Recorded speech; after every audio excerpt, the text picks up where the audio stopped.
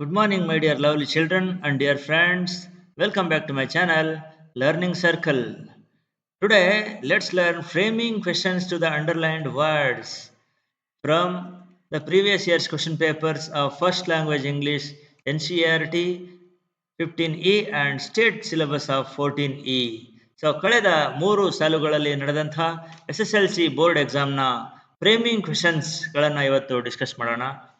Today, I am going to tell you a very unique and the easiest way to frame a question. ಇವತ್ತು question frame ಮಾಡುವಂಥ different ಐಡಿಯಾನ ನಿಮ್ಮ ಜೊತೆ share ಮಾಡ್ಕೋತಾ ಇದ್ದಾನೆ. So ಎಲ್ಲೂ skip ಮಾಡದೆ ಈ ವಿಡಿಯೋನ ಕಡೆವರೆಗೂ ನೋಡಿದ್ದೆ ಆದರೆ you are going to master the art of questioning. Let's begin the video. So ಮೊದಲಿಗೆ SSLC ಮೇನ್ ಎಕ್ಸಾಮ್ ಮಾರ್ಚ್ 2022ನ ಕ್ವಶನ್ ಅನ್ನು ನೋಡೋಣ. Frame a question to get underline words as answer ಅಂತ ಕೊಟ್ಟಿರ್ತಾರೆ. ಫಸ್ಟ್ ಕ್ವಶನ್ ನೋಡಿ, Swami Vivekananda went to Chicago to fulfil the wish of his master ಅಂತ ಇರ್ತದೆ. So ಇಲ್ಲಿ ಅಂಡರ್ಲೈನ್ ಮಾಡಿರುವಂಥ words to fulfil the wish of his master. So ಇದಕ್ಕೆ ನೀವು suitable WH question ಅನ್ನ ಫ್ರೇಮ್ ಮಾಡಬೇಕಾಗುತ್ತೆ. ಸೊ WH ಕ್ವಶನ್ ಅನ್ನ ಫ್ರೇಮ್ ಮಾಡೋಕ್ಕಿಂತ ಮುಂಚೆ ನಾವು SR/NO ಟೈಪ್ ಕ್ವಶನ್ ಅನ್ನ ಪರ್ಫೆಕ್ಟ್ ಆಗಿ ಫ್ರೇಮ್ ಮಾಡ್ಕೊಂಡಿದ್ದೆ ಆದರೆ WH ಕ್ವಶನ್ ರಾಂಗ್ ಆಗ್ಲಿಕ್ಕೆ ಸಾಧ್ಯನೇ ಇಲ್ಲ. ಸೊ ಹೇಗೆ ಅಂತ ಹೇಳೋದಾದ್ರೆ ನೋಡಿ, ಇಲ್ಲಿ ವೆಂಟ್ ಅಂತಿದೆ helping verb. So helping verb main ಬೇಕಾಗುತ್ತೆ ಇಲ್ಲಿ.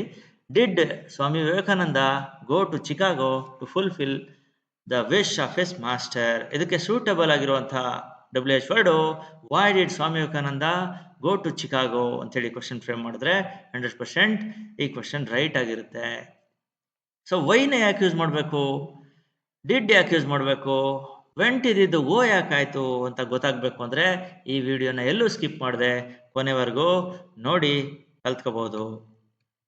So let's continue. There are 3 types of interactive sentence. So interactive sentence ಬಗ್ಗೆ ತಿಳ್ಕೊಳ್ಳೋಣ ಅಂದರೆ ಕ್ವಶನ್ಸ್ ಅಲ್ಲಿ 3 ಥರ ಇರುತ್ತೆ. First verbal questions are SR/NO type questions. Second one WH questions. Third one tag questions ಅಂದರೆ question tags. Okay, so tag ಕ್ವಶನ್ಸ್ನ next ಇನ್ನೊಂದು ವಿಡಿಯೋದಲ್ಲಿ ನೋಡೋದಾದ್ರೆ 2 ಟೈಪ್ ಅನ್ನ ನೋಡೋಣ. First SR/NO type questions and WH questions. ಸಾಮಾನ್ಯವಾಗಿ SR/NO type questions begins with helping verbs. So helping verbs ಎಷ್ಟಿದೆ ಅಂತಂದ್ರೆ ಇಂಗ್ಲಿಷಲ್ಲಿ there are more than 20 helping verbs ಇದೆ, 25 ಇದೆ. ಓಕೆ, ಸೊ ಇಲ್ಲಿ 4 ಫಾರ್ಮಲ್ಲಿ ಹೆಲ್ಪಿಂಗ್ ವರ್ಬ್ ಇರ್ತವೆ: be form, do form, have form ಮತ್ತೆ modal auxiliary verbs. So be form ಅಲ್ಲಿ am, is, are, was, were, been. Do form do, does, did. Have form have, has, had. ಹಾಗೆ modal auxiliaries can, could, shall, should, will, would, may, might, must ಅಂತ ಹೇಳಿ 13 words ಇರ್ತದೆ. So SR/NO type question ಸಾಮಾನ್ಯವಾಗಿ ಈ words ಇಂದ begin ಆಗುತ್ತೆ, start ಆಗುತ್ತೆ. So ಇದಕ್ಕೆ ಆನ್ಸರು ಈದರ್ ಎಸ್ ಅಥವಾ ನೋ ಆಗಿರುತ್ತೆ. ಅದಕ್ಕೆ ಇದನ್ನ SR/NO ಟೈಪ್ ಕ್ವಶನ್ ಅಥವಾ ವರ್ಬಲ್ ಕ್ವಶನ್ ಅಂತ ಕರೀತಾರೆ. Second type WH questions. WH questions ನಾವು 9 ವರ್ಡ್ಸ್ ಯೂಸ್ ಮಾಡಿ ಕ್ವಶನ್ ಅನ್ನ ಫ್ರೇಮ್ ಮಾಡ್ತೀವಿ, ಕೇಳ್ತೀವಿ. ಆ 9 ವರ್ಡ್ಸ್ ಯಾವುದು ಅಂತ ನೋಡೋದಾದ್ರೆ who, whom, whose, what, where, which, when, why ಮತ್ತೆ ಹೌ. ಸೊ ಈ ವರ್ಡ್ಸ್ ಅನ್ನ ಯೂಸ್ ಮಾಡಿ ನಾವು WH ಕ್ವಶನ್ಸ್ ಅನ್ನ ಕೇಳಬೇಕಾಗುತ್ತೆ. ಸೊ ಈ WH ಕ್ವಶನ್ಸ್ ನ ಯಾವಾಗ ಯೂಸ್ ಮಾಡಬೇಕು ಅಂತ ಹೇಳಿ ತಿಳ್ಕೋಬೇಕು ಅಂತಂದ್ರೆ ಈ ಟೇಬಲ್ ಅನ್ನ ಕರೆಕ್ಟ್ ಆಗಿ ಸ್ಟಡಿ ಮಾಡಿ. Meaning of the phrase or clause underlined corresponding WH word. So ನಮಗೆ ಕೊಟ್ಟಿರುವಂಥ ಸ್ಟೇಟ್ಮೆಂಟ್ ಅಲ್ಲಿ ಅಂಡರ್ಲೈನ್ ಮಾಡಿರೋ ವರ್ಡ್ಸ್ನ ಮೀನಿಂಗ್ನ ಕರೆಕ್ಟಾಗಿ ನಾವು ಟ್ರೇಸ್ ಮಾಡಬೇಕು. ಸೊ ಅಂಡರ್ಲೈನ್ ಮಾಡಿರೋ ವರ್ಡ್ನ ಮೀನಿಂಗು ಪರ್ಸನ್ ಆಗಿದ್ರೆ ಹೂ ಅಥವಾ ಹೋಮ್, ಪರ್ಸನ್ ಆಗಿದ್ರೆ ಹೂ ಅಥವಾ ಹೋಮ್. ಪೊಸಿಷನ್ಸ್ ಇದ್ರೆ ಹೂಸ್, ಆಬ್ಜೆಕ್ಟ್, ಥಿಂಗ್ಸ್, ಐಡಿಯಾ ಅಥವಾ ಆಕ್ಷನ್ ಇದ್ರೆ ವಾಟ್. ಸೊ ಅದರ ಮೀನಿಂಗು ಪ್ಲೇಸ್ ಇದ್ರೆ ವೇರ್, ಆಬ್ಜೆಕ್ಟ್ ಅಥವಾ ಆಪ್ಷನ್ ಚಾಯ್ಸ್ ಇದ್ರೆ which, time when, reason purpose cause ಹೇಳ್ತಾ ಇದ್ರೆ ವೈ, ಮ್ಯಾನರ್ ಹೇಳ್ತಾ ಇದ್ರೆ ಹೌ, ಫ್ರೀಕ್ವೆನ್ಸಿ ಆಫ್ ಟೈಮ್ ಹೇಳ್ತಾ ಇದ್ರೆ how often, duration of time ಹೇಳ್ತಾ ಇದ್ರೆ ಹೌ ಲಾಂಗ್, ಹಾಗೇನೆ ಡಿಸ್ಟೆನ್ಸ್ ಹೇಳ್ತಾ ಇದ್ರೆ ಹೌ ಫಾರ್, ನಂಬರ್ ಕ್ವಾಂಟಿಟಿಲಿ ಹೇಳ್ತಾ ಇದ್ರೆ ಅದು ಕೌಂಟಬಲ್ ಆಗಿದ್ರೆ ಹೌ ಮೆನಿ, ಪ್ರೈಸ್ ಅಥವಾ ಅಮೌಂಟ್ ಹೇಳ್ತಾ ಇದ್ರೆ ಹೌ ಮಚ್, ಏಜ್ ಬಗ್ಗೆ ಹೇಳ್ತಾ ಇದ್ರೆ ಹೌ ಓಲ್ಡ್, ಸೈಜ್ ಬಗ್ಗೆ ಹೇಳ್ತಾ ಇದ್ರೆ ಹೌ ಟಾಲ್, ಶಾರ್ಟ್ ಅಥವಾ ಹೌ ಬಿಗ್ ಅಂತ ನಾವು ಕ್ವಶನ್ ಅನ್ನ ಫ್ರೇಮ್ ಮಾಡಬೇಕಾಗುತ್ತೆ. First we have to understand the meaning of the underlined word first. ಅದನ್ನ ಅಂಡರ್ಸ್ಟ್ಯಾಂಡ್ ಮಾಡಿಕೊಂಡು ಅರ್ಥ ಮಾಡಿಕೊಂಡು ಅದಕ್ಕೆ ಶೂಟಬಲ್ ಆಗಿರುವಂತಹ ಕರೆಸ್ಪಾಂಡಿಂಗ್ WH ವರ್ಡ್ ಅನ್ನ ಯೂಸ್ ಮಾಡಬೇಕಾಗುತ್ತೆ. ಮತ್ತೆ ಕ್ವಶನ್ ಅನ್ನ ಇನ್ನೊಂದ್ಸರಿ ನೋಡಿ.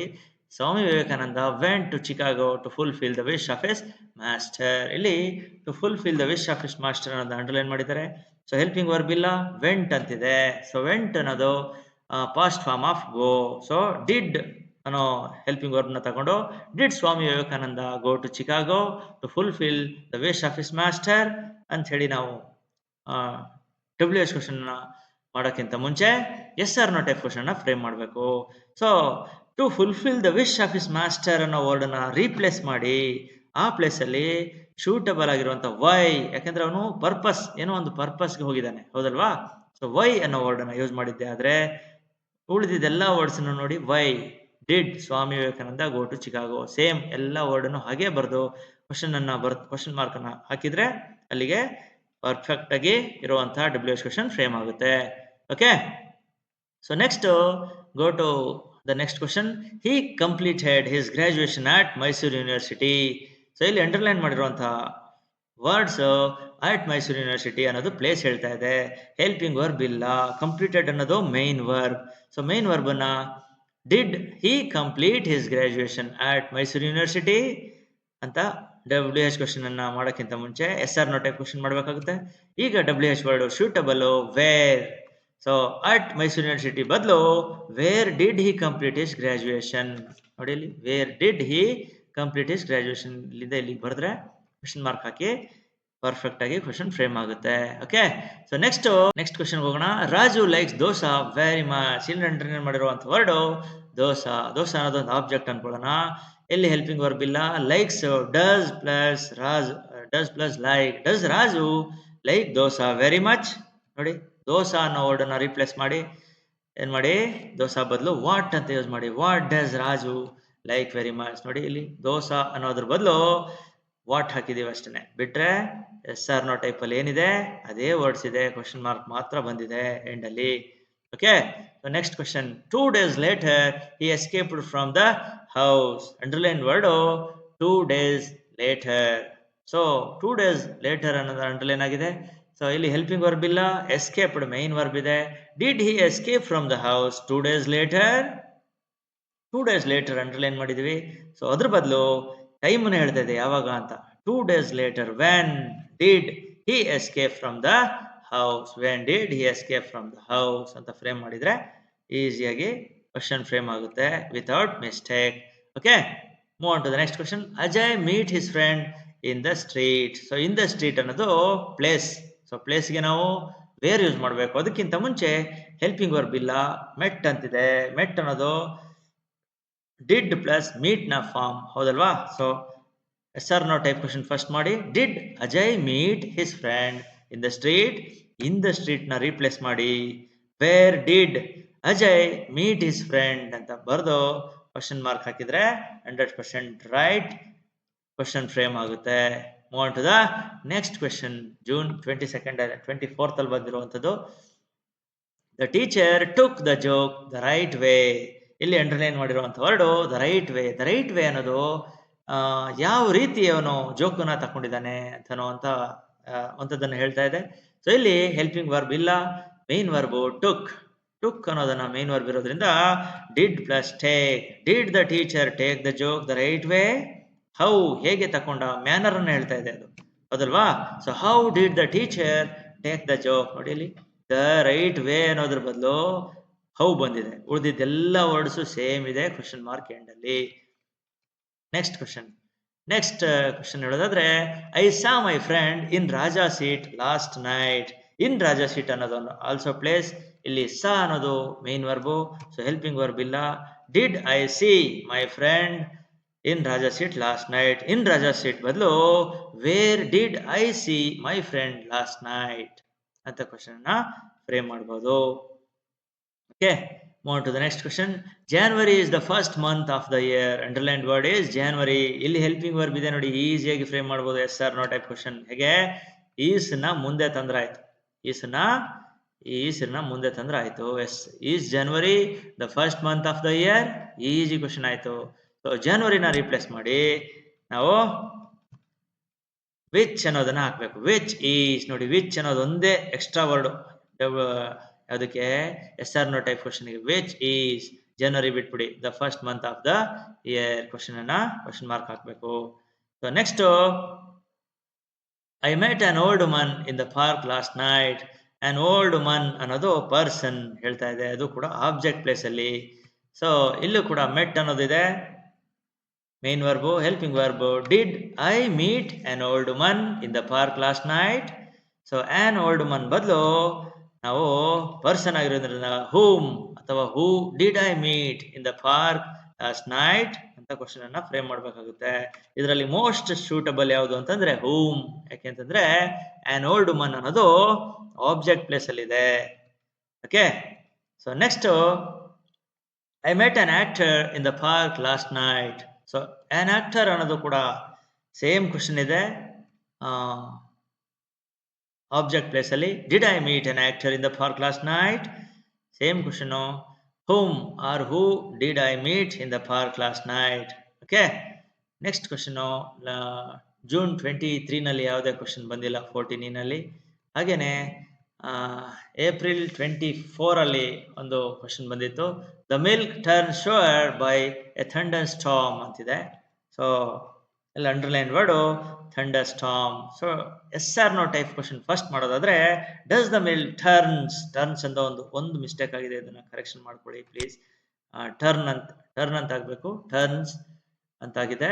Does the milk turn sour by a thunder storm? So ಇದಕ್ಕೆ right answer what does the milk turn sour ಅಂತ ಕ್ವಶನ್ ಮಾಡಬೇಕಾಗುತ್ತೆ. ಸೊ ಡಿಪಾರ್ಟ್ಮೆಂಟ್ ಕೊಟ್ಟಿರುವಂತಹ ಕೀ ಆನ್ಸರ್ಸ್ ಅಲ್ಲಿ what turns the milk sour ಅಂತ ಮಾಡಿದ್ದಾರೆ. ಸೊ ಎರಡು ಕೂಡ ರೈಟ್ ಆನ್ಸರ್ ಆಗುತ್ತೆ. Okay, so next exam 2 June 24 ಅಲ್ಲಿ ಯಾವುದೇ ಕ್ವಶನ್ ಅನ್ನ ಕೇಳಿಲ್ಲ. ಹಾಗೇನೆ ಆಗಸ್ಟ್ ಅಲ್ಲಿ ನಡೆದಂತಹ ಎಕ್ಸಾಮ್ ಅಲ್ಲೂ ಕೂಡ ಯಾವುದೇ ಕ್ವಶನ್ ಅನ್ನ ಕೇಳಿಲ್ಲ.